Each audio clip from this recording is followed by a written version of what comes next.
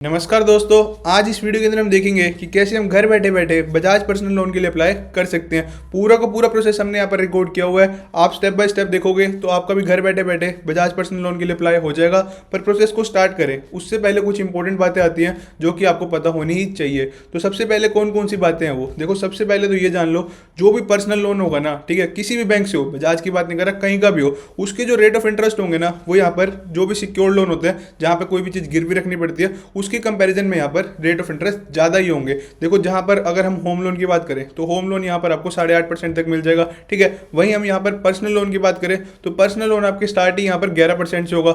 11% पे तो उनको मिलेगा जिनका सिविल स्कोर बहुत ही अच्छा है। जिनका सिविल स्कोर थोड़ा बहुत खराब है उनको 16%, 17%, 25%, 30%, किसी का बहुत ही खराब है तो उसको 30% तक भी मिलेगा। तो सबसे पहले जब भी आप अप्लाई करो ना, देखो अब मैं पर्सनल लोन के लिए अप्लाई करूंगा, मान लो मेरा सिविल स्कोर ठीक है, ठीक है, तो मेरे को यहाँ पर रेट ऑफ इंटरेस्ट यहाँ पर कम पे करना पड़ेगा। मान लो कोई बंदा मेरी वीडियो देख के अप्लाई कर रहा है, उसका सिविल स्कोर खराब है, उसको मानो 30% पर मिल रहा है, तो देखो अमाउंट में फर्क आ जाएगा। बाद में कमेंट में वीडियो में आएगा कि इतना ज्यादा पे कर दिया, ऐसे है वो है। तो एक बार अप्लाई करोगे तो अप्लाई करते टाइम ही सबको पता चल जाएगा किसको कितना रेट ऑफ इंटरेस्ट भरना पड़ेगा। तो ध्यान से अप्लाई करना। मैं आपको वीडियो के बीच में समझाता भी रहूंगा कि यहाँ पर इस स्टेप पर आपका इतना रेट ऑफ इंटरेस्ट लगेगा, तो आप अपने हिसाब से कैलकुलेट कर लेना, तभी आगे के स्टेप फॉलो करना अगर आपको लेना हो तो। अगर आपको लगता है नहीं भाई रेट ऑफ इंटरेस्ट बहुत ज्यादा है, हम पे नहीं कर पाएंगे, तो वहां से बैक हो जाना, ठीक है। उसके बाद यहाँ पर एक चीज और आती है, लोन आप तभी लेना, कहीं से भी किसी भी बैंक से लोन आप तभी लेना जब आप उसको रीपे करने का दम रखते हो। मान लो कि आज तो आपको पैसों की जरूरत है, ठीक है, आपने एक बार ले लिया, बट आपको पता है कि आप उसको रीपे ही नहीं कर पाओगे, तो उसको कोई फायदा नहीं है। फालतू के फाइनेंशियल क्राइसिस में आ जाओगे, फालतू का बर्डन होगा, लोन रिकवरी वाले परेशान करेंगे, पहले तो इंटरेस्ट लगाएंगे, हैवी पेनल्टी लगाएंगे, फिर और स्ट्रेस में आओगे, फिर उसके पैसे नहीं दोगे, 90 दिन तक कोई भी पैसे नहीं भरे तो एनपीए कैटेगरी में आ जाओगे। एनपीए होता है यानी कि नॉन परफॉर्मिंग एसेट, मतलब कि बैंक की टीम एक्टिवेट हो जाती है अपना पैसा रिकवर करने के लिए। उस टाइम पर फिर आपका सिविल स्कोर भी डाउन कर दिया जाता है। कल को फ्यूचर में फिर आप कहीं और से भी लोन नहीं ले पाओगे, मतलब बहुत सारी चीजें हो जाती है। उसके बाद क्या होता है, रिकवरी वाले भी अगर अपना पैसा रिकवर नहीं कर पाते तो यहाँ पर आपके बैंक पे लीन लगा दिया जाता है। मतलब कि जिस भी अकाउंट में आपने लोन के पैसे लिए ना, मान लो आपने बजाज से अप्लाई किया, ठीक है, और आपने किसी अकाउंट में तो पैसे लिए होंगे, उस अकाउंट को यहाँ पर फिर बैंक फ्रीज कर देता है। फिर उसे जब तक आप पैसे नहीं भरोगे तब तक वो अकाउंट भी फ्रीज रहेगा। अगर उस अकाउंट से भी पैसे वो रिकवर नहीं कर पाते तो फिर आगे कोर्ट में जाते हैं। तो मतलब फालतू को एक बहुत बड़ा बर्डन है, इस पार्ट पे तो हमें जाना ही नहीं है। तो बस सीधी सी बात ये रख लो कि अगर आप लोन ले रहे हो तो रीपे करने का दम भी आपके अंदर होना चाहिए। पहली बात मैंने आपको बता दी कि जो पर्सनल लोन है उसके रेट ऑफ इंटरेस्ट यहाँ पर थोड़े से ज्यादा होते हैं, ठीक है। उसके बाद हर किसी का रेट ऑफ इंटरेस्ट अलग अलग होगा, तो वो आप चेक कर लेना आपके अकॉर्डिंगली, आपकी स्क्रीन पर कितना आ रहा है मैं आपको बीच में बताता भी रहूंगा। उसके अलावा लोन तभी लेना जब यहाँ पर आप रीपे करने का दम रख सकते हैं। तो चलो अब हम जल्दी से देखते हैं कि कैसे हम घर बैठे बैठे बजाज के पर्सनल लोन के लिए अप्लाई कर सकते हैं। तो करना कुछ नहीं है, सबसे पहले आपको बजाज फिनसर्व के मेन इंटरफेस पर आना है, जिसका डायरेक्ट लिंक आपको नीचे डिस्क्रिप्शन में मिल जाएगा। जैसे ही आप लिंक पर क्लिक करोगे तब आपके सामने कुछ इस तरीके का इंटरफेस आएगा, या फिर आप गूगल क्रोम पर भी सर्च कर सकते हैं बजाज पर्सनल लोन। तो वहां पर आपको एक चीज का ध्यान ये रखना पड़ेगा, वहां पर आपके पास दो ऑप्शन आएंगे। एक ऑप्शन आएगा आपका बजाज फिनसर्व का, दूसरा ऑप्शन आएगा यहाँ पर आपका बजाज मार्केट्स का। तो आपको बजाज फिनसर्व वाले ऑप्शन को ही सिलेक्ट करना है। मार्केट पे सिलेक्ट करोगे तो बेसिकली जो बजाज मार्केट्स है उनके अलग अलग थर्ड पार्टी के साथ यहाँ पर टाई अप होते हैं। आपको लगेगा कि आप बजाज के लिए लोन के लिए अप्लाई कर रहे हो, पर आपको लोन किसी और ऐप से मिल जाएगा, लाइक कि क्रेडिट बी से मिल जाएगा, ट्रू बैलेंस से मिल जाएगा। उनके अलग अलग थर्ड पार्टी ऐप से टाई अप होते हैं। तो या तो सीधा सीधा बजाज फिनसर्व सिलेक्ट करना, या फिर नीचे डिस्क्रिप्शन में लिंक है उस पर क्लिक करोगे तो आप डायरेक्ट इस इंटरफेस पर आ जाओगे। उसके बाद यहाँ पर आपको ऑप्शन दिखेगा अप्लाई नाउ का, आपको इस पर क्लिक करना है। जैसे ही आप अप्लाई नाउ के ऑप्शन पर क्लिक करोगे अब आपके सामने कुछ इस तरीके का इंटरफेस आएगा। सबसे पहले यहाँ पर बोला गया एंटर लोन अमाउंट, तो यहाँ पर आपको अपनी लोन अमाउंट डालनी है कि कितना लोन आपको चाहिए। तो देखो यहाँ पर लिखा भी हुआ है कि कम से कम आपको 20,000 रुपये का लोन लेना पड़ेगा, और ज़्यादा से ज़्यादा आप यहाँ पर 50 लाख रुपए तक के लोन के लिए अप्लाई कर सकते हैं, ठीक है। तो हम यहाँ पर एक बार यहाँ पर 1 लाख रुपए की अमाउंट डाल देते हैं। उसके बाद यहाँ पर लिखा हुआ है टाइम पीरियड कि आपको कितने टाइम के लिए लोन चाहिए।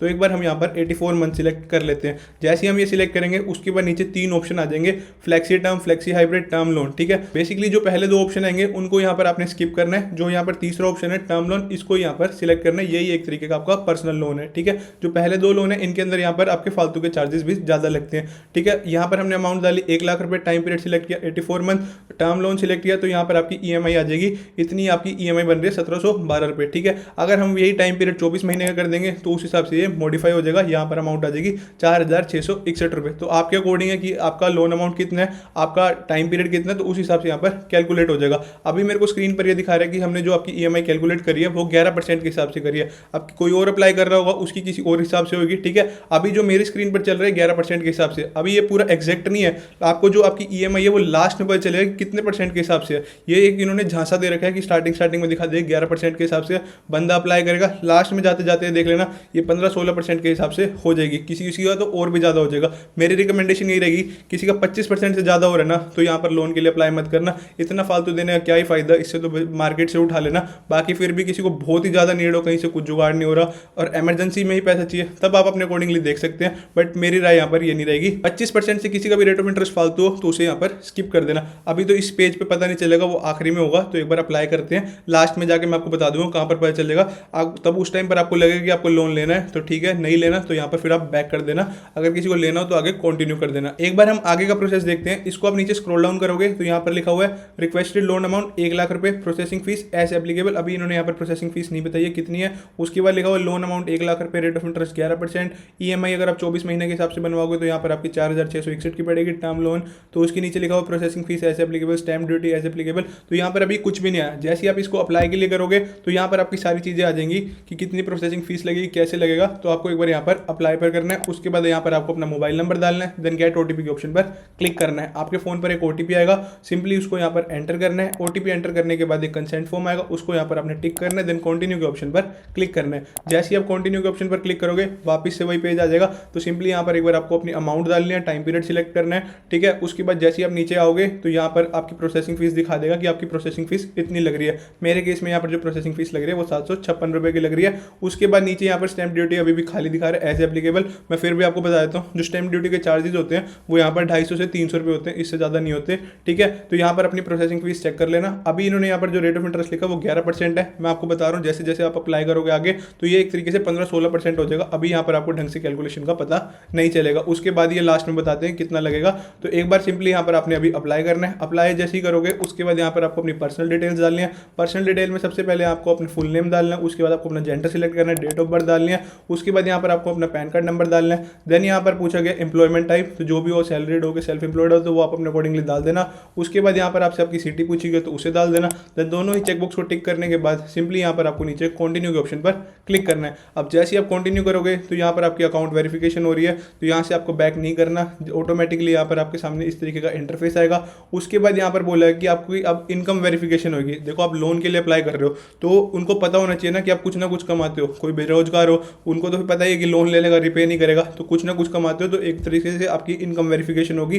कोई करना कुछ नहीं, सिंपली यहाँ पर आपको कंटिन्यू के ऑप्शन पर क्लिक करना है। उसके बाद जो भी आपका बैंक अकाउंट है, जो भी जिसमें भी सैलरी आती है, जो जिसमें भी आप पैसे रखते हो, तो उस अकाउंट को यहाँ पर आपने सिलेक्ट करना है। जैसे ही आप कंटिन्यू के ऑप्शन पर क्लिक करोगे उसके बाद यहाँ पर आपको नीचे चेकबॉक्स को टिक करना है, देन गेट ओटीपी के ऑप्शन पर क्लिक करना है। अब आपके फोन पर एक ओटीपी आएगा, तो सिंपली आपने उस ओटीपी को यहाँ पर एंटर करना है। ओटीपी एंटर करने के बाद यहाँ पर आपको नीचे प्रोसीड के ऑप्शन पर क्लिक करना है। उसके बाद यहाँ पर आपका बैंक अकाउंट की डिटेल्स आ जाएंगी, तो आपको अपना बैंक अकाउंट सिलेक्ट करना है। देन यहाँ पर आपको अप्रूव के ऑप्शन पर क्लिक करना है। अप्रूव करने के बाद यहाँ पर लिखा गया your consent was received successfully, तो यहाँ पर आपकी इनकम वेरिफिकेशन एक तरीके से हो गई है। उसके बाद यहाँ पर लिखा हुआ है एम्प्लॉयमेंट डिटेल्स, तो बेसिकली यहाँ पर आपको सारी की सारी अपनी डिटेल्स डालनी है कि किस कंपनी में आप काम करते हो, कंपनी का क्या टाइप है, आपकी क्या जॉब प्रोफाइल है, तो वो आप अपने अकॉर्डिंगली डाल देना कि कितने साल का काम, कितने सालों का एक्सपीरियंस हो गया कि आपको कंपनी के अंदर, तो उसे भी एंटर कर देना। उसके बाद एक ऑप्शन आएगा यहाँ per your totally monthly loan EMI, इससे पहले कि आपकी कोई ईएमआई चल रही है तो कितने की ईएमआई चल रही है उसको यहाँ पर डाल दो। किसी की कोई ईएमआई नहीं चल रही, कोई लोन नहीं चल रहा, तो वो यहाँ पर 0 डाल देना। तो ये सारी डिटेल डालने के बाद सिंपली यहाँ पर आपको नीचे कंटिन्यू के ऑप्शन पर क्लिक करना है। आप कंटिन्यू के ऑप्शन पर क्लिक करने के बाद अब यहाँ पर आपसे आपका ऑफिस का एड्रेस पूछा गया, तो वो यहाँ पर आप अपने अकॉर्डिंगली डाल देना। बेसिक डिटेल डालनी है, सारी की सारी डाल देना। उसके बाद सिंपली यहाँ पर आपको कंटिन्यू के ऑप्शन पर क्लिक करना है। कंटिन्यू के ऑप्शन पर क्लिक करने के बाद अब जिन्होंने भी यहाँ पर मेल आईडी डाली थी, वैसे मेल आईडी डालने का ऑप्शनल था, पर जिन्होंने भी यहाँ पर मेल आईडी डाली थी उस पर एक ओटीपी जाएगा, उस ओटीपी को यहाँ पर एंटर करना है। ओटीपी डालने के बाद अब जैसे ही आप सबमिट करोगे तो यहाँ पर आपकी जितनी भी सारी डिटेल्स है ये बजाज कंपनी के पास सबमिट हो गई है। अब यहाँ पर आपका बजाज कंपनी की तरफ से कॉल आएगा, एक एसएमएस आएगा जिस पर लिंक होगा आपका डिजी लॉकर से वेरिफिकेशन करने का। तो आपको उस लिंक को खोलना है, डिजी लॉकर का वेरिफिकेशन का लिंक होगा, उस पर यहाँ पर सबसे पहले आपको साइन अप करना है। बेसिकली यहाँ पर आपको अपना आधार कार्ड नंबर एंटर करना है। जैसे ही आप अपना आधार कार्ड नंबर एंटर करोगे, देन नेक्स्ट करोगे, देन आपके फोन पर एक ओटीपी आएगा। सिंपली आपने उस ओटीपी को यहाँ पर एंटर करना है, देन सबमिट के ऑप्शन पर क्लिक करना है। ओटीपी सबमिट करने के बाद अब यहाँ पर आपको अपना डिजी लॉकर का पिन डालना है। तो देखो जिनको अपना पिन याद है वो यहाँ पर डाल देना, जो भूल गए वो फॉरगेट करके फिर से सेट कर लेना पिन को, वो आप अपने अकॉर्डिंगली देख लेना। पिन डालने के बाद अब यहाँ पर लिखा हुआ है कंप्लीट योर केवाईसी, तो यहाँ पर आपको अपनी केवाईसी कंप्लीट करनी है, जिसके लिए नीचे यहाँ पर आपको चेकबॉक्स को टिक करना है, देन कंटिन्यू के ऑप्शन पर क्लिक करना है। कंटिन्यू के ऑप्शन पर क्लिक करने के बाद अब यहाँ पर लिखा हुआ है लोन समरी, तो यहाँ पर लिखा हुआ है रिक्वेस्टेड लोन अमाउंट, आपने 1 लाख रुपए के लिए अप्लाई किया, ठीक है। प्रोसेसिंग फीस यहाँ पर इन्होंने दिखा दी कि 756 रुपये है, ठीक है। उसके बाद यहाँ पर आप देखोगे तो नीचे यहाँ पर चेकबुक्स आ रहे हैं 2, अगर आप इनको सिलेक्ट करोगे तो ये फालतू के चार्जेस और जुड़ जाएंगे, तो वो आप अपने अकॉर्डिंगली देख लेना कि आपको फाइनेंशियल रिपोर्ट चाहिए कि नहीं चाहिए। एक बार हम इन्हें यहाँ पर अनटिक रहने देंगे। उसके बाद नीचे लिखा हुआ है प्रोसेसिंग फीस 756 रुपये, स्टैम्प ड्यूटी यहाँ पर 100 रुपये की, जैसे मैंने आपको बताया था कि 200-300 लगते हैं, यहाँ पर स्टैम्प ड्यूटी 100 रुपये की है। पर अब एक चीज़ आप यहाँ पर देखोगे जो EMI है वो यहाँ पर दिखा रहा है 4849 की, पहले दिखा रहा था 4696 की, अब यहाँ पर दिखा रहा है 4849 की। अब पहले जब कैलकुलेट कर रहे थे तो 11% के हिसाब से थी, इसे कैलकुलेट करोगे तो ये 14 से 15% के हिसाब से है। अब ये यहाँ पर एक तरीके से फाइनल है। अगर किसी को यहाँ पर लगता है कि उसकी EMI ज़्यादा आ रही है, 20% के हिसाब से आ रही है, 25% के हिसाब से आ रही है, तो वो आप कैलकुलेट कर लेना, गूगल कैलकुलेटर पर लिख देना कि मेरा लोन इतने, EMI इतनी बन रही है, तो आज के टाइम में 1 सेकंड से पता चल जाएगा कि इतना रेट ऑफ इंटरेस्ट चल रहा है, ठीक है। अगर आपको लगता है कि आपकी जो EMI है वो 25% से भी ज़्यादा हो रही है तो यहाँ पर आप कैंसिल कर देना, बैक कर देना, आपको कोई फालतू के चार्जेस कुछ वगैरह कुछ नहीं लगेगा। आप लोन के लिए आगे प्रोसीड मत करना। अगर आपको लगता है कि सब कुछ ठीक है तभी यहाँ पर आप आगे प्रोसीड करना, ठीक है। तो हमारे केस में ठीक है, 15% काफ़ी अच्छा रेट ऑफ इंटरेस्ट है पर्सनल लोन के हिसाब से, तो हम यहाँ पर इसको कंटिन्यू कर देंगे। तो सिंपली यहाँ पर हमें नीचे कंटिन्यू के ऑप्शन पर क्लिक करना है। अब कंटिन्यू पर क्लिक करने के बाद अब यहाँ पर आपकी बैंक अकाउंट वेरिफिकेशन होगी,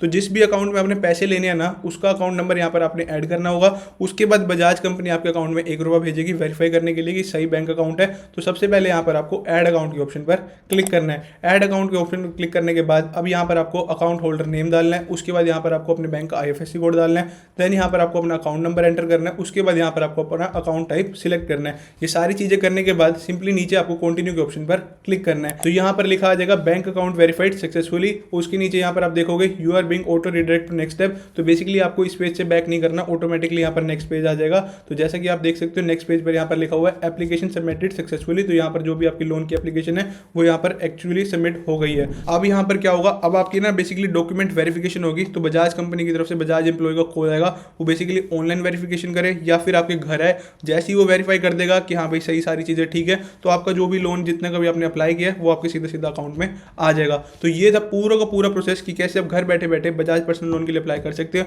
बाकी फिर भी किसी को कुछ डाउट हो तो नीचे comment section is open for you. हाँ एक चीज़ और, बहुत से लोग अप्लाई करते हैं, किसी का अकाउंट वेरीफाई हो जाता है, 1 रुपया आ जाते हैं, पर कई बार लोन नहीं आता।